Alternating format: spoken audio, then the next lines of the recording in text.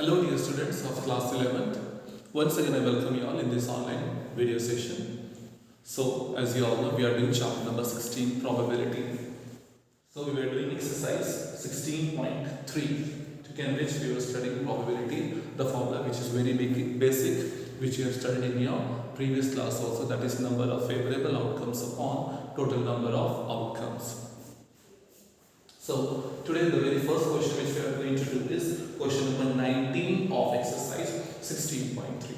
So the question is, in an entrance test that is graded on the basis of two examinations, the probability of a randomly chosen student passing the first examination is 0.8. दो exams की बात हो रही है, first exam and second exam, ठीक है। तो first exam पास करने की प्रोबेबिलिटी है 0.8 and the probability of passing the second examination is 0.7.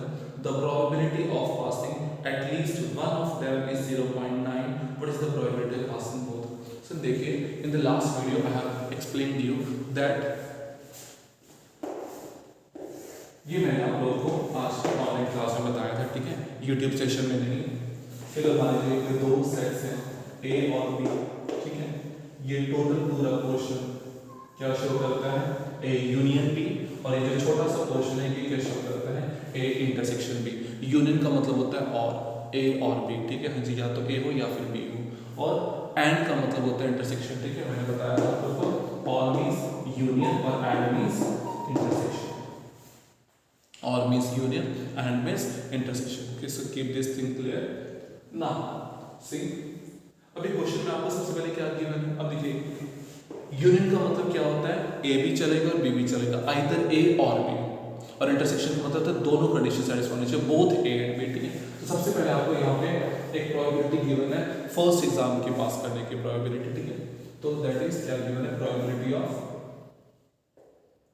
Passing first examination, passing first examination, ठीक है। ये चीज आपको गिवन है, ठीक है। इसको मान लीजिए दैट इज, इसको P ऑफ A मान लो, ठीक है। मतलब फर्स्ट एग्जाम को हम यहाँ पे A एज्यूम कर लेते हैं, सेकंड एग्जाम को B एज्यूम कर लेते हैं। ये आपको प्रोबेबिलिटी गिवन है 0.8, 0.8। उसके बाद आपको गिवन है probability of passing second examination, second examination. तो लेट अस से this is P of B। ये आपको गिवन है मेरे ख्याल से 0.7, यस 0.7। उसके बाद the probability of passing eight least one of the exam. Eight least one of the exam का मतलब क्या है कि कम से कम एक एग्जाम तो पास करें। अब कौन सा एग्जाम पास करें ये नहीं उसने बताया, कि eight least one of them, कि कम से कम कोई एक एग्जाम तो पास करना ही चाहिए। तो ए करे तो भी चलेगा, बी करे तो भी चलेगा, और अगर दोनों पास करते ए और बी तो भी चलेगा। एटलीस्ट मतलब समझो, मैंने बताया था 1 और 2, एटलीस्ट का मतलब होता है कम से कम एक एग्जाम पास करना। कौन सा करना है ये नहीं बताया, तो ए वाला भी चलेगा, बी वाला भी चलेगा। जब ऐसे हो जाता है कि आइदर ए और बी, तो वो क्या हो जाता है? A union B. तो उसके बाद आपको प्रोबेबिलिटी गिवन है that is probability of A union B. ये आप लोग को गिवन है 0.95, 0.95। आपको क्या फाइंड करना है? Probability of A and both, मतलब क्या है? Probability of passing both, both मतलब दोनों, ए एंड बी। तो वो आपको फाइंड करना है, प्रोबेबिलिटी ऑफ ए इंटरसेक्शन भी आप लोगों को फाइंड करना है, ठीक है। Probability of A union B का फॉर्मूला मैंने आप लोगों को आज ऑनलाइन क्लास में बताया था, that is probability of A plus probability of B minus probability of A intersection B. Alright, so probability of A is 0.8 plus 0.7 minus 0. probability of A unit भी आपको गिवन है 0.95, ठीक है।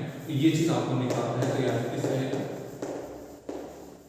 सो अब देखिए, ये चीज आपको फाइंड करना है, जिसको लेफ्ट हैंड साइड ले आओ, इसको राइट हैंड साइड ले जाओ।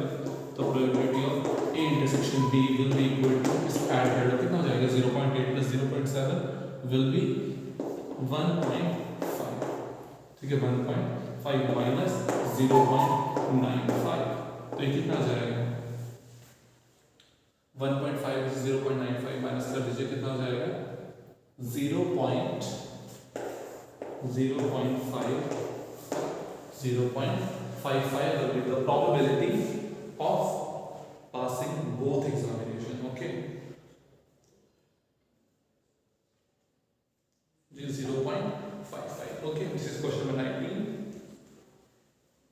तो आप लिख सकते हैं is the probability of passing both examination, यहाँ पे कंटिन्यूएशन में लिखना is the probability of passing both examination. ठीक है, this is the solution.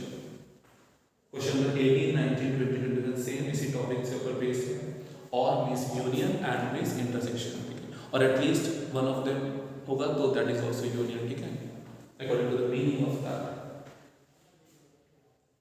Now let us start. This is the exercise of this chapter. First question of the miscellaneous exercise.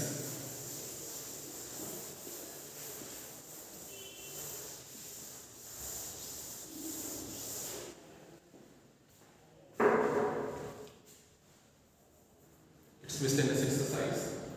So the very first question is, see, a box contains 10 red marbles. ठीक है, red marbles कितने हैं?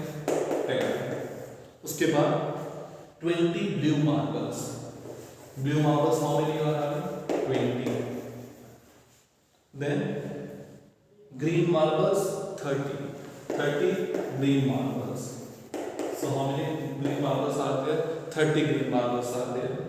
सो 5 are drawn from the box. कितने box, कितने marbles हम लोगों ने drawn किए हैं? 5 मार्बल्स ड्रॉन किए हैं। ठीक है, फिर आपको प्रोबेबिलिटी बोल रहा है what is the probability that all will be blue. सबसे पहले क्या बोल रहा है? Find the probability that all marbles will be blue. इस चीज की प्रोबेबिलिटी यहां पे सिर्फ आप लोग लिखेंगे formula, number of favourable outcomes upon total number of outcomes. ठीक है, फॉर्मूला आप लोग खुद लिखेंगे, पहले देखिए। ठीक है, देखो फॉर्मूला क्या होता है? Number of favourable outcomes. ठीक है, ब्लू बॉल्स कितने हैं? Please students don't write down 20/60। Blue balls बेशक 20 हैं। ठीक है, ऐसा मत लिखना 20/60 की टोटल 60 है और ब्लू 20 है। देखिए ध्यान से देखिए, क्वेश्चन की लाइन ध्यान से पढ़िए। 5 बॉल्स आर ड्रॉन। कितनी बॉल्स ड्रॉ किए गए? 5 में से आपको बताना है कि कितनी ब्लू है, मतलब अगर सारी की सारी ब्लू है तो उसकी प्रोबेबिलिटी क्या हो जाएगी। ठीक है, अब देखो सबसे पहले टोटल। ठीक है, टोटल कितनी बॉल्स हैं हमारे पास? टोटल कितनी बॉल्स हैं? 60 बॉल्स हैं। ठीक है, और हम लोगों ने ड्रॉन कितनी करी है? 5। तो मतलब देखो सर, हम लोगों को प्रोबेबिलिटी का क्या फॉर्मूला है? Number of favourable outcomes upon total number of outcomes. Please keep that thing in your mind. अभी देखो अपॉन टोटल मतलब जितनी टोटल बॉल्स आपके पास हैं। ठीक है, जिसमें से आपको बताना है कि ब्लू है कि कितनी है। ठीक है, listen. So total how many balls you have having. अब देखो स्टूडेंट्स, जब हमें कुछ सेलेक्ट करना होता है, please keep that thing in your mind. Chapter number 7 permutations and combination. जब भी हमें कुछ सिलेक्शन करना होता है तो हम क्या यूज करते हैं? Permutations and combinations. अब यहाँ पे ग्रुप्स बने हुए हैं तो क्या यूज होगा? कॉम्बिनेशंस। टोटल, सबसे पहले टोटल की बात करूंगा मैं। ठीक है ना जी, अपॉन में टोटल कितनी बॉल्स हैं? 60। हमें कितनी बॉल सेलेक्ट करनी है? 5 टोटल सेलेक्ट करनी है। ठीक है ना, क्योंकि हमें टोटल किस में से बतानी है? 5 बॉल्स में से बतानी है। ठीक है, तो 5 वेज कैसे सेलेक्ट हो सकती हैं? 60 में से 60C5। P क्यों नहीं आएगा? क्योंकि यहाँ पे ग्रुप्स बने हुए हैं। ठीक है, तो जब ग्रुप्स बने होते हैं तो कॉम्बिनेशन यूज होता है। अभी ऊपर ब्लू बॉल्स की प्रोबेबिलिटी। ठीक है, ब्लू बॉल्स कितनी है? 20। हमें कितनी सेलेक्ट करनी है? 5। सो 20C5 upon 60C5, this is your answer. अगर आप चाहें तो इसको सॉल्व करके भी दिखा सकते हैं। ठीक है, NCR का formula n factorial upon r factorial into n minus r factorial से आप इसको सॉल्व करके भी शो कर सकते हैं, बट इट्स नॉट नीडेड। ठीक है, जब इतनी बड़ी वैल्यूज आ जाए ना तो सॉल्व करने की जरूरत नहीं है। That's your answer. सेकंड क्या बताना है? हम सेकंड की बात करते हैं। Second we have to find out probability of at least one will be green. At least one will be green. At least one will be green. कि कम से कम एक तो ग्रीन हो। किन में से? 5 बॉल में से। टोटल हमने कितनी बॉल्स निकाली है? 5। उन 5 में से कम एक ग्रीन तो हो। कम से कम एक कहने का मतलब क्या है कि 1 हो तो भी चलेगा, 2 हो तो भी चलेगा, 3 हो तो भी चलेगा, 4 हो तो भी चलेगा, 5 हो तो भी चलेगा। तो हमें सब की प्रोबेबिलिटीज निकालनी पड़ेगी। 1 बॉल की, 2 बॉल की, 3 बॉल्स की, 4 बॉल की, 5 बॉल की। कि उसमें सारे एटलीस्ट मतलब होता है कम से कम एक, ज़्यादा हो तो भी चलेगा, ठीक है ना। हाँ जी, तो 1 2 3 4 5 सब चलेगा। अब देखो या तो आप ऐसे निकाल लो, ठीक है, 1 2 3 4 5, लेकिन मैंने आपको परम्यूटेशन और कॉम्बिनेशन में ये चीज़ बताई है। टोटल प्रोबेबिलिटी कितनी होती है, देखो 1। अगर मैं 1 में से वो वाला माइनस कर दूं जो नहीं चाहिए, देखो 1 वाली चलेगी, 2 वाली चलेगी, 3 वाली चलेगी, 4 वाली चलेगी, 5 वाली चलेगी, कौन सी नहीं चलेगी, 0 वाली नहीं चलेगी, ठीक है। 0 का मतलब क्या है कि कोई भी बॉल ग्रीन ना हो। अगर मैं कह रहा हूँ कि ग्रीन बॉल 1 हो तो मतलब G = 1, ठीक है। अगर मैं बोल रहा हूँ कि ग्रीन बॉल 0 है, ग्रीन बॉल 0 कहने का मतलब क्या है कि कोई भी ग्रीन नहीं है, तो इसका मतलब क्या चाहिए, एक ग्रीन बॉल हो तो भी चलेगा, 2 हो तो भी चलेगा, लेकिन कोई भी ना हो तो नहीं चलेगा। तो मतलब 1 में से हम लोग क्या माइनस कर देंगे, probability of all balls are non green। Non green मतलब, ठीक है, नॉन ग्रीन मतलब ग्रीन नहीं होना चाहिए, ब्लू हो चलेगा, रेड हो तो चलेगा, ठीक है। हाँ जी, अब देखो ये चीज, तो all balls are non green का मतलब क्या है कि ग्रीन नहीं होना चाहिए, ठीक है। सबसे पहले तो अपॉन में टोटल आएगा, लेकिन टोटल कितने, सेम वही चीज 65, क्योंकि 5 सेलेक्ट करना है ना 60 में से। अभी देखो ग्रीन नहीं होनी चाहिए, कौन कौन सी चलेगी, रेड चलेगा, ब्लू चलेगा, ठीक है ना। हाँ जी, देखो रेड और ब्लू टोटल कितनी है। अब देखो फ्रेंड्स, ये हमें ऐसे नहीं सिलेक्ट करनी कि इसमें से 2 सिलेक्ट करनी है, इसमें से 3 सिलेक्ट करनी है। टोटल रेड हो तो भी चलेगा, ब्लू हो तो भी चलेगा, खाली रेड हो तो भी चलेगा, खाली ब्लू हो तो भी चलेगा, ठीक है ना। हाँ जी, तो टोटल मिला के कितने हो जाएंगे, 10 + 20 30, 30 में से कितनी सिलेक्ट करनी है, 5, सो 30 या आंसर हो जाएगा 1 - 30 C5 upon 65 C5। This is your answer. Alright,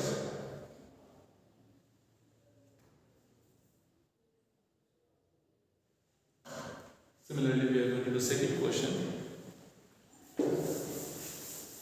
of miscellaneous exercise।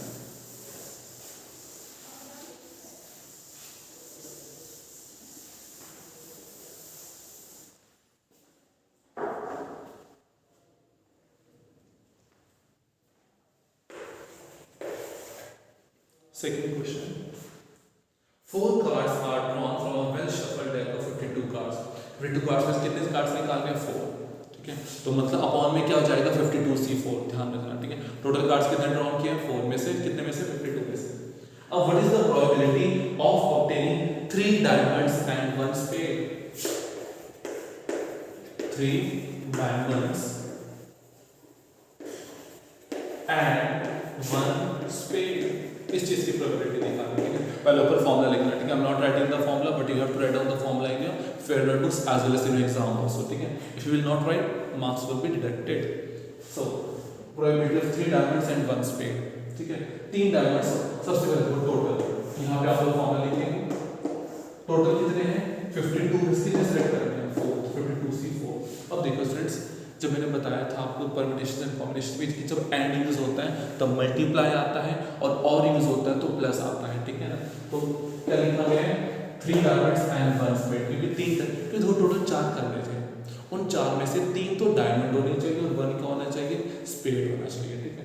तो 3 हमें डायमंड करते हैं, तो डायमंड कितने होते हैं टोटल, टोटल कितने डायमंड होते हैं, 13 डायमंड होते हैं, 13 हार्ट्स होते हैं, 13 स्पेड होते हैं, 13 क्लब होते हैं। तो 13 में से मुझे कितने सेलेक्ट करने हैं, 3, सो 13 C3। ग्रुप्स है ना तो कॉम्बिनेशन से होगा, इनटू स्पेड कितने करने हैं, 1, कितने में से, टोटल कितने होते हैं स्पेड, 13, सो 13 C1। यही आपका क्या है आंसर। अगर आप चाहें तो इसको सॉल्व कर सकते हैं, otherwise it's not at all needed और रिक्वायर्ड।